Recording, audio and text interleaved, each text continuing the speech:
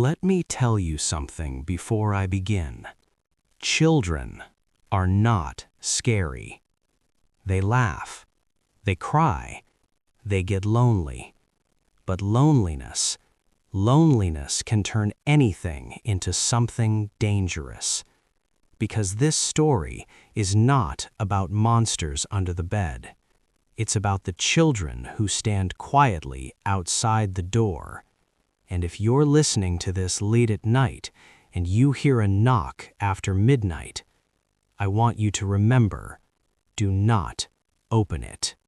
I grew up in a small town in the United States called Briarwood, Ohio. One of those towns where nothing ever makes the news. Tree-lined streets, old houses, wide porches. The kind of place parents say is safe. But every town has something it doesn't talk about. In Briarwood, it was the children. When I was 10 years old, my family moved into a 2-story house at the edge of the neighborhood.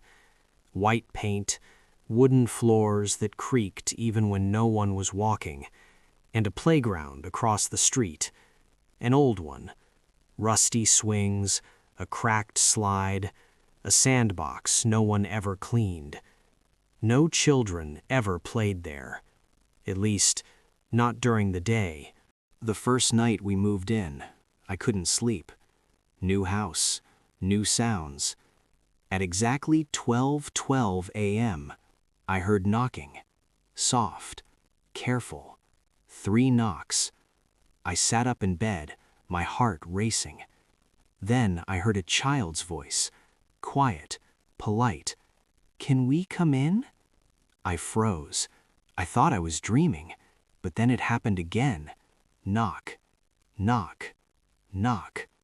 "Please," the voice whispered, "it's cold." I didn't open the door. I stayed in bed until morning, and when I told my parents, they laughed. "Just a dream," my mother said. But dreams don't leave footprints. That morning, there were small, muddy footprints on our porch, bare feet, child-sized. Over the next few weeks, the knocking continued. Always after midnight, always the same. 3 knocks, different voices, sometimes a boy, sometimes a girl, always polite, always asking to come in. Sometimes they said they were lost. Sometimes they said their parents were inside already. Sometimes they said my name. I stopped sleeping.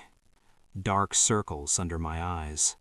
Fear sitting heavy in my chest. One night, I finally looked through the peephole.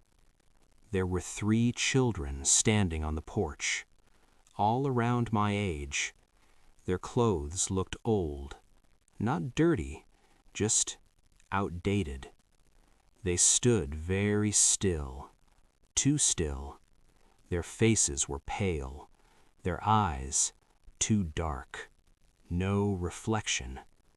One of them smiled and whispered, "We know you're awake." The next day, I asked the neighbors. An old woman across the street went quiet when I mentioned the knocking. She grabbed my wrist so hard it hurt. "Do not open the door," she whispered, "no matter what they say." I asked her who they were. She shook her head.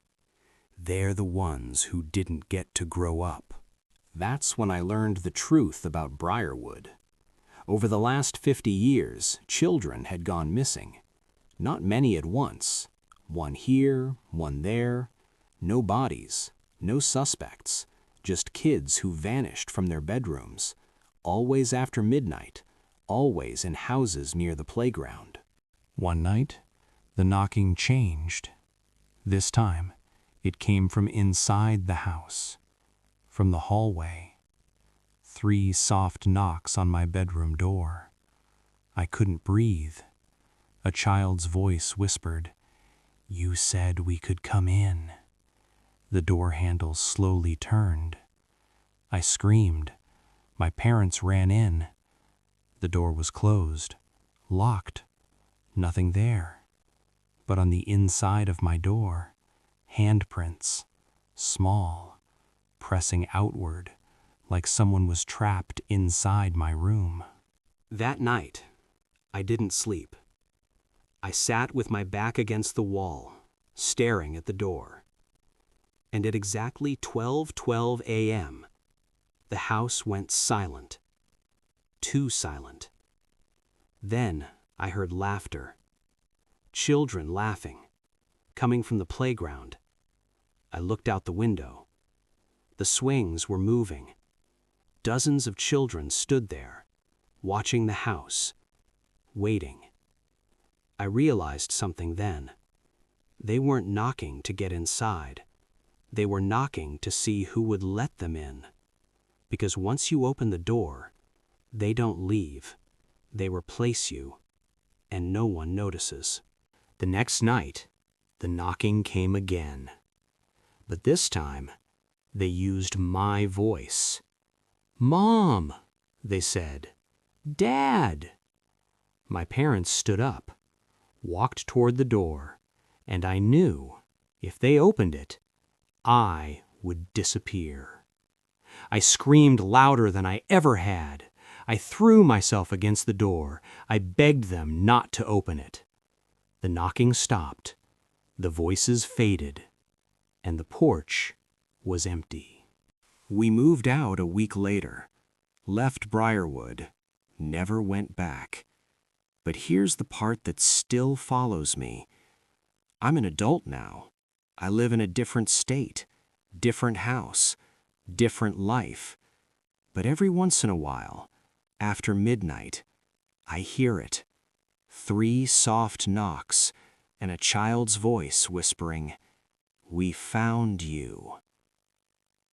So if you ever hear knocking late at night and the voice sounds young and polite and lonely, remember, some children aren't looking for help. They're looking for a place to stay. And once they're inside, they never leave. If this story stayed with you, if it followed you a little longer than you expected, take a moment to let me know. Leave a like.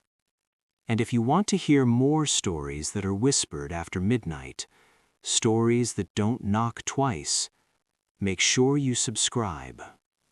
I'll be here, waiting, until the next story begins.